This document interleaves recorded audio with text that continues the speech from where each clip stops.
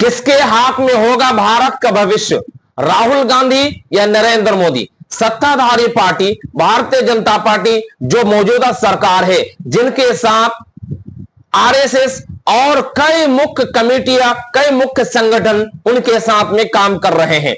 दूसरी तरफ राहुल गांधी नेता प्रतिपक्ष कांग्रेस पार्टी से है और कई मुख्य संगठन इनके साथ में मिलकर काम कर रहे हैं। लेकिन दुर्भाग्य की बात है कि इनको अपोजिशन में बैठना पड़ रहा है और सत्ताधारी पार्टी यानी भारतीय जनता पार्टी को अभी सत्ता में मौजूद है।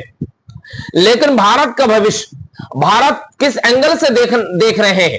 भारत में पिछले 11 साल से श्री नरेंद्र मोदी की सरकार है और श्री नरेंद्र मोदी की सरकार में जिन मुद्दों को लेकर के वो सरकार में आए, जिन मुद्दों को लेकर के वो सबके सामने, सबके साथ सबका विकास का नारा लगाया, वो जिन मुद्दों को लेकर के चुनाव लड़े कि वो सारे नीति काम आए, वो सारी नीति में भारतीय जनता पार्टी सफल रहे या नहीं।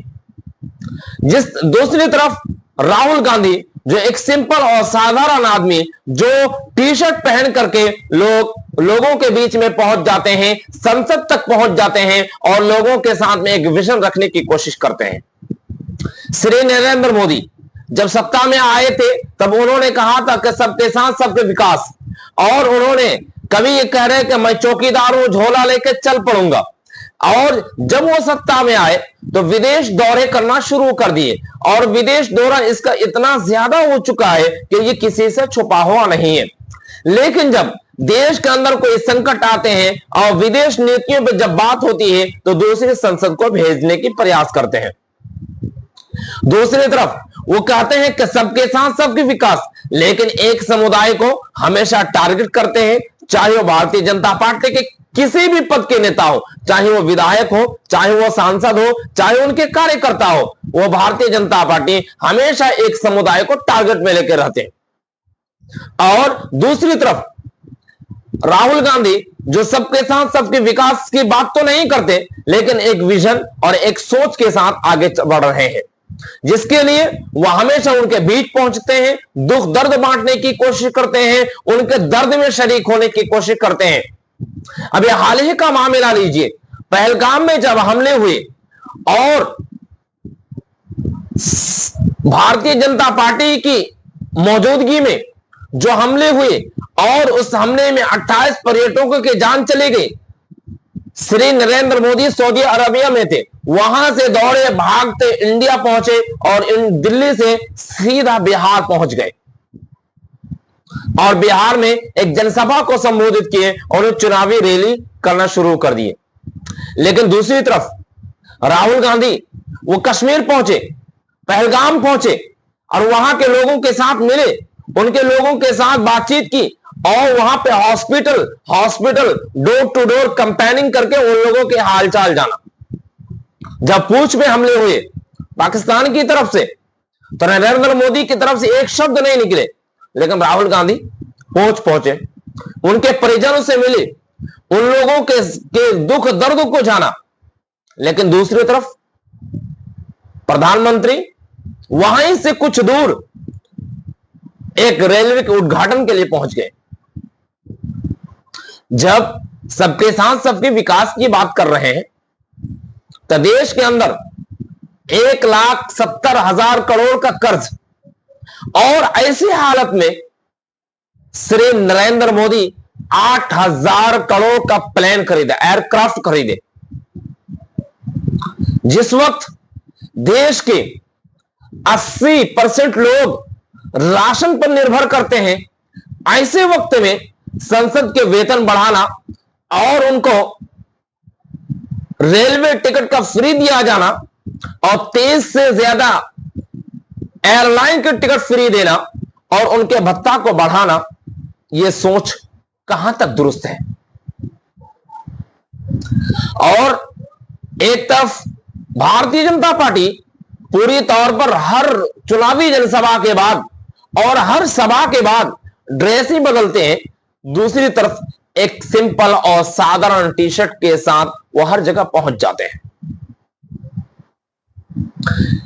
एक तरफ पूरी देश सीज फायर की मुखालिफत है। जब आर्मी, फौजी सब लोग जीतने के मुहाने में, पूरे देश जीतने के मुहाने पर रहते। ऐसे वक्त में ट्रंप के एक इशारे पर सीज फायर कर गए। ये 56 इंची का सेना, इनको तो जरा देखिए। लेकिन दूसरी तरफ राहुल गांधी की दादी इंदिरा गांधी, 1971 में याद होगा जब बांग्लादेश और पाकिस्तान को विभाजन हुआ, ऐसे वक्त में जब अमेरिका ने धमकी दी तो कहा कि मुझे जो करना मैं वो करूंगा, मैं किसी के दबाव में नहीं आने वाली। ये इंदिरा गांधी का जवाब था। लेकिन नरेंद्र मोदी एक छोटी सी बात, एक छोटी सी कॉल पर सीज फायर कर गए। इनके लिए अब तक कोई जवाब नहीं। पहलगाम हमले हुए उस पर भी अब तक कोई जवाब नहीं। पुलवामा हमले हुए अब तक कोई जवाब नहीं।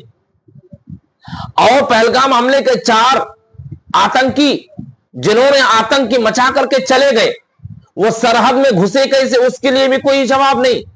सरहद में आतंकी फैला करके बाहर कैसे निकल गए, उसके लिए भी कोई जवाब नहीं। और अब तक वो 4 आतंकी फरार है, उसके लिए भी कोई जवाब नहीं। जिसके लिए नेता प्रतिपक्ष विशेष सत्र बुलाने की बात का और कहा कि इन पर डिस्कस होनी चाहिए, इन पर चर्चा होनी चाहिए और पूरी देश को यह बताया जाना चाहिए कि पहलगाम में हमले कैसे हुई, इन सारे मुद्दों का। लेकिन अब तक विशेष सत्र नहीं बुलाया गया। दूसरी तरफ नरेंद्र और सरेंडर की टिप्पणी करके राहुल गांधी ने एक मास्टर स्ट्रोक खेल चुका। उसके लिए जवाब निधड़ने हैं, हर तरह से उसके जवाब देने की कोशिश की जा रही है, लेकिन इधर की कोई जवाब नहीं। और अभी हाल ही में यह वाकया विजय माल्या को कौन नहीं जानता। विजय माल्या पर आरोप है कि वो 9,000 करोड़ लेकर फरार हो गए, लेकिन उन्होंने एक पॉडकास्ट में कहा कि मेरे ऊपर 9,000 को तो कर्ज था ही नहीं, मेरे पास तो 6,000 करोड़ का कर्ज था। लेकिन दूसरी तरफ कह रहे तो मैंने 14,000 वसूल लिए, 14,000 करोड़ वसूल लिए। उधर विजय माल्या कह रहे हैं कि मैं जब विदेश गया, मैं वित्त मंत्री अरुण जेटली को मैं बता कर आया, लेकिन वित्त मंत्री अब दुनिया में नहीं रहे। इस पर भी अब तक भारत सरकार की तरफ से और भारतीय जनता पार्टी की तरफ से कोई भी जवाब नहीं आया। इन सारे सवालों के मुद्दों को देख करके ये साफ साफ संकेत, और आप खुद डिसाइड कर सकते हैं कि भारत का भविष्य किसके हाथ में है और भारत के युवा किसको चाह रहे हैं। और भारत में जिस तरह से सांप्रदायिकता फैल रही है, लोग भयभीत होते जा रहे हैं, एक समुदाय को जो हमेशा टारगेट कर रहे हैं।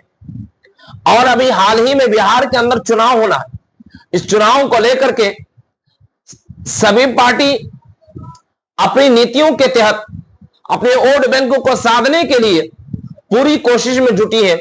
लेकिन फैसला आपको करना है कि आप किस करवट ले रहे हैं और आप किसको पसंद कर रहे हैं। पसंद करने से पहले एक छोटी रिक्वेस्ट ये है कि एक बार आप सोचें कि हम जिसको वोट डाल रहे हैं, जिसको अपना अधिकार के तहत अपना नेता चुन रहे हैं, उस नेता ने आपके लिए क्या किया और आने वाले 5 साल में आपके लिए क्या करेंगे।